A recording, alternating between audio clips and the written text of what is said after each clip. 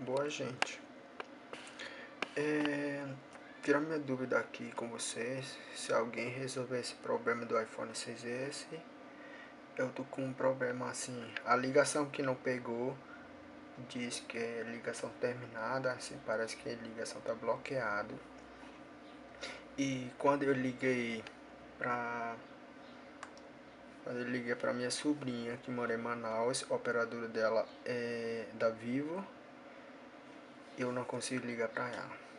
Só que quando eu liguei para o meu amigo que mora aqui em Campina Grande, a operadora dele é da Oi. A ligação completa direito. Ligação pego normal. Eu não entendo, gente. Eu vou tentar agora de novo para você ver. Vou ligar para a minha sobrinha. Ó. Deixa eu ver se vai foco. Não dá não. Isso aqui.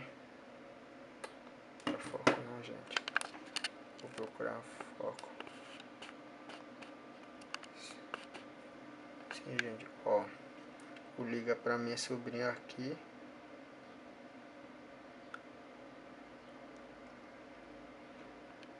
Ó, ligação terminada. Vou tentar de novo. Ó, gente. Ligação terminada. Eu não entendi não, gente. Eu já fiz tudo. Já fui em configuração.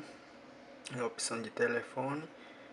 E mostrar número. Já testei essa também. Não pegou nada. Normal. Ó. O problema é essa que eu não pego. Vou tentar de novo. Ó. Ligação terminada. Gente, não entendi nada sobre esse iPhone, viu? Eu comprei recentemente, um mês de uso ainda. Agora eu vou tentar ligar para o meu amigo que mora aqui mesmo, perto. Vou ligar para ele. A operação dele da Oi, é a operadora dele. Ó, pego normal, bota na viva voz. Ó, ligação completa. Eu não entendo não, vou ligar. Aí quando eu liguei pra minha sobrinha, vou ligar agora e não pegou, ó. Ligação terminada. Gente, eu não entendi nada.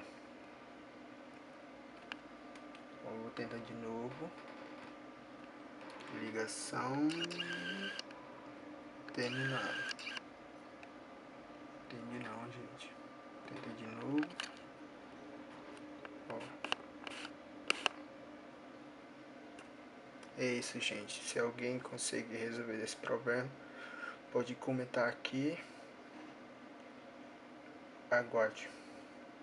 Valeu, gente.